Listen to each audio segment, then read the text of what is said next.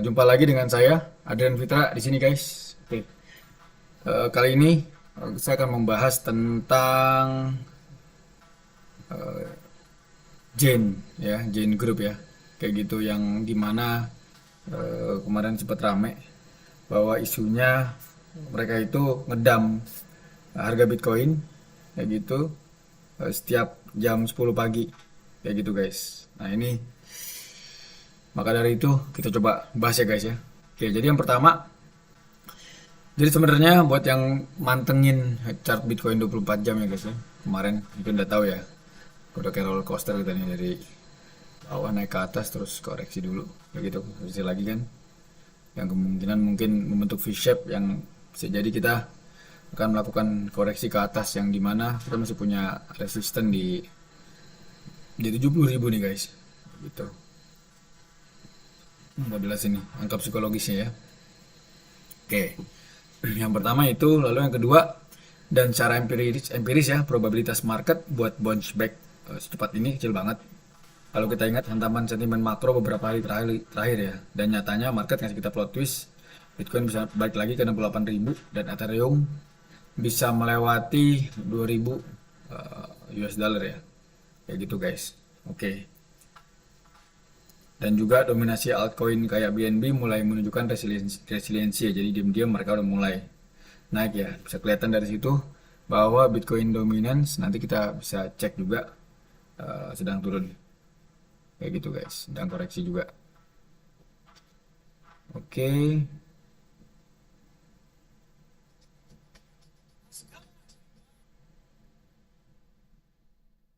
Oke guys. Lalu kita mulai dari analisis kuantitatif dulu, market dalam 24 jam terakhir. Kalau kita lihat price Bitcoin, murni dari demonstrasi demand yang masif ya guys. Kayak gitu, jadi bisa dilihat di sini. 24 jam terakhir, kalau kita lihat ini bisa jadi kayak seperti chart bullish continuation ya. Jadi pada saat harga di bawah naik ke atas seperti ini, lalu koreksi, lalu biasanya naik lagi. Seperti itu.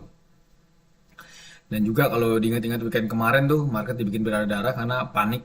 Nah, ini bisa dilihat nih guys. Turun kayak gitu gara-gara Donald Trump tiba-tiba ngumumin apa namanya? Untuk tarif menjadi 15% kayak gitu.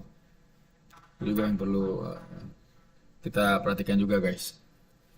Dan juga sentimen pasar langsung berubah ya. Orang menjadi panik kayak gitu kalau kita lihat Fear and Greed Index. Sekarang dari 11, kemarin sempat sampai 5 ya. Jadi kita lihat 5, terus naik ke 8, naik ke 11. Kayak gitu masih stabil di 11. Jadi kita masih di extreme fear, tapi udah mulai ada perbaikan ya. Orang udah mulai percaya.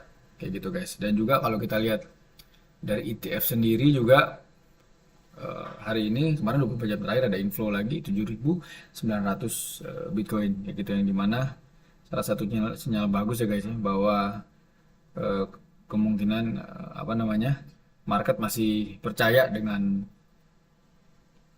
Bitcoin kayak gitu, atau malah mulai percaya lagi kayak gitu guys.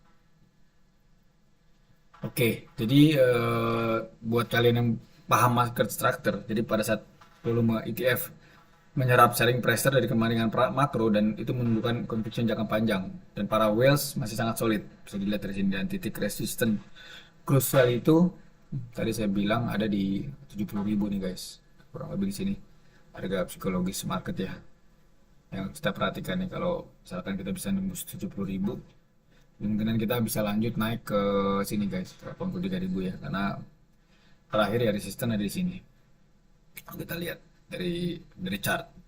Oke, lalu untuk Ethereum bisa dilihat juga kurang lebih mirip chartnya kayak gitu, dari 1.800 bisa naik ke sampai 2.120, 1.145, lalu sekarang koreksi lagi ke 2024, 2013 kayak gitu kan, masih masih di atas 2.000 kayak gitu. Dan likuiditas jelas sudah mulai mengalir dari Bitcoin ke large cap altcoinnya seperti BNB, Ethereum, Solana kayak gitu.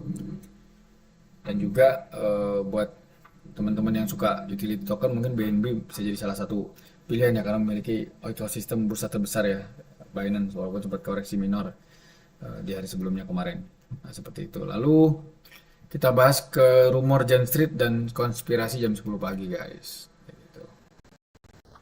Nah, ini yang ETF inflow. Lalu nah ini Bitcoin bangkit ke 60.000 rumor Jane Street picu spekulasi tekanan institusional. Bisa dilihat di sini bahwa kemarin tuh ternyata Jane Street itu lagi dilakukan investigasi ya guys ya, bahwa ada pendugaan penjualan algoritmik terkoordinasi setiap pukul 10 pagi, dan itu eh, melawan hukum ya kalau benar-benar terjadi. Dan ini proses hukum diajukan oleh perusahaan kripto bangkrut yaitu Terraform Labs, ya gitu kan, karena kemungkinan eh, banyak whale atau exchanger atau perusahaan yang bangkrut dikarenakan adanya manipulasi harga Bitcoin ya. Gitu guys, dan tujuannya nggak main-main. Mereka menuduh Jane Street sengaja ngedam 85 juta token UST tepat beberapa menit setelah Terraform menarik likuiditas di bulan Mei 2022, dan tragedi yang menghapus valuasi puluhan miliar dolar memicu crypto winter bertahun-tahun, dan itu dugaan kuat diorkestrasi menggunakan insider information dari grup chat rahasia bernama Bryce Secret gitu kan. Nah, ini lagi dibahas juga nih guys di sini kayak gitu. Dan beberapa pengamat data on-chain sadar ada pola trading algoritmik yang super konsisten belakang ini. Jadi setiap jam 10 pagi Eastern Time waktu Amerika Serikat atau New York ya, persis setelah pasar tradisional AS mulai settle, jadi langsung muncul tekanan selain pressure masif pada Bitcoin dan ETF. Dan ini adalah ciri-ciri dari algorithmic execution kayak gitu guys. Yang sering dipakai institusi besar. Metode seperti time weight average price memungkinkan mereka untuk melepas aset dalam jumlah raksasa tanpa bikin order book unlock secara instan. Jadi rumornya Jane Street itu sengaja masang sell program di jam tetap untuk neken harga ke bawah dan nyiptain kepanikan buatan di retail supaya mereka bisa akumulasi lagi aset kripto di harga bawah. Jadi dimainkan, jual bertahap, jual sampai dari bawah, karena mereka yang beli ya gitu ke sana. Tapi orang udah terlanjur panik, kadang ya dia tinggal, let's say misalkan dia seperti ini kan, dia turunin harga dari misalkan 89 sampai 81, ya sisanya akan runtuh sendiri kayak gitu kan, panik sampai harga 60.000 gitu guys.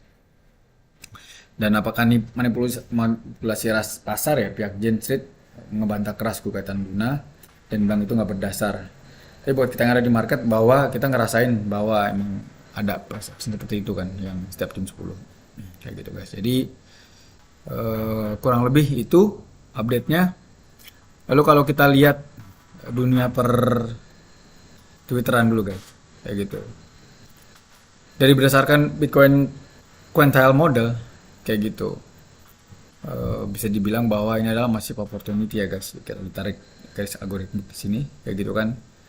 Sekarang harganya itu 67k, yang dimana riskornya 4%. Jadi makin rendah riskor itu berarti makin rendah risiko kita pada saat kita membeli itu harganya masih turun lagi kayak gitu kan. Tapi baik lagi guys, do your own research, jangan langsung percaya ngelihat satu chart atau satu tweet terus tiba-tiba percaya langsung langsung all in beli, jangan kayak gitu. Karena masih banyak analis lain. Seperti Mr. Crypto juga bilang bahwa Bitcoin is trading around its cost of production right now. Gitu, ini kemarin udah dibahas juga, not a bad time to DCA kayak gitu. Jadi silakan kalau udah mulai DCA, dan dia bilang dia udah mulai melakukan DCA ini di sini. Lalu kalau misalkan dari Merlin the trader, dia bilang weekly Bitcoin is scream oversold, not a buy signal, not a bottom call kayak gitu. Karena ini dia bilang kayak gitu kan, nih ada COVID, FTX. Nah ini terakhir adalah dia bilang apa nih misalnya perang dunia ketiga ya, World War 3 yang dibilang Amerika nyerang Iran dan sebagaimananya yang belum terbukti juga. Dan kalau lihat dari Bitcoin long term holder yang kemarin udah kita lihat juga kayak gitu kan guys. Jadi cost basisnya sekarang di 38.900 kayak gitu. Jadi kalau dilihat dari update-nya bahwa dia masih belum percaya kita berada di bottom, jadi kita masih bisa turun lagi guys. Maka dari itu do your own research, jadi jangan percaya satu chart atau satu tweet terus habis langsung percaya. Nah, ini kalau untuk Titan of Crypto, dia bilang apakah Bitcoin itu pada saat rally ya seperti yang di sini nih guys. Kalau misalnya mau dilihat, nah, ini ada di sebelah sini kayak gitu. Apakah akan kita ada relief seperti ini kayak gitu, yang which is mungkin bisa naik ke 80.000 atau 85.000 sebelum kita akan koreksi lagi kayak gitu. Nah ini Jadi teman-teman juga harus perhatikan ya, kemarin udah dibahas juga, walaupun RSI-nya weekly kita udah secara teori ya kita bisa bilang bahwa kita udah menyentuh garis yang bawah ya, contohnya yang ini kayak gitu. Nyatanya ya dia masih bisa turun lagi kayak gitu, harga Bitcoin masih bisa turun 20% ya guys. Atau di sini juga kita bisa lihat bahwa pada saat dia udah menyentuh garis ini di 20.000, nyatanya dia masih bisa turun 20% lagi ke 15.000 kayak gitu guys. Jadi balik lagi, do your own research kayak gitu. Dan saya juga tadi lihat juga salah satu yang bisa kita tarik nanti garis koreksi ya guys ya gitu. Oke, ini kurang lebih ya, kesini garisnya ya kayak gitu. Kalau kita lihat dari historical yang barusan, kita coba cek, kita coba tarik garis, mungkin bisa aja kita itu oke, mungkin di sini guys. Nah seperti ini kayak gitu. Jadi mungkin kita masih, kalau banyak yang bilang bahwa Oktober itu adalah bottom kayak gitu kan. Dan kalau lihat RSI atau kita lihat moving average ya guys ya, moving average rebound, nah ini kayak gitu ya, mungkin bisa jadi kita akan mengalami fase mungkin koreksi naik sedikit yang tadi bilang dead cat bounce atau relief rally, yang bisa baru turun lagi ke bawah guys seperti ini ya, atau mungkin seperti ini terus turun lagi begitu kan ya. Nanti kita setelah breakout, nah ini baru bisa dibilang saatnya yang tepat untuk beli kayak gitu. Dan ini bukan advice untuk beli Bitcoin ya guys ya, atau kripto ya, silakan lakukan riset sendiri kayak gitu. Oke, jadi itu aja hari ini guys. Terus jadi kesimpulannya itu, yang pertama, cara makro dan on-chain institusi masih sangat rakus ya, bisa dibilang ETF inflow masih naik ratusan juta dolar saat koreksi, tapi secara harga ya kita masih belum bisa naik lebih dari 70.000 untuk Bitcoin, dan ETH perlahan udah mulai di atas 2.000. Dan yang ketiga, yang paling penting, jangan gampang panik atau kena FOMO pas ngeliat volatilitas harian ya, apalagi di jam-jam pembukaan market Amerika, karena ada algoritma bernilai miliaran dolar yang didesain buat mainin psikologis kalian kayak gitu. Oke. Dan juga Jumat ini kita akan ada optional expiry senilai miliaran dolar yang secara historis biasanya juga nyiptain volatilitas tambahan.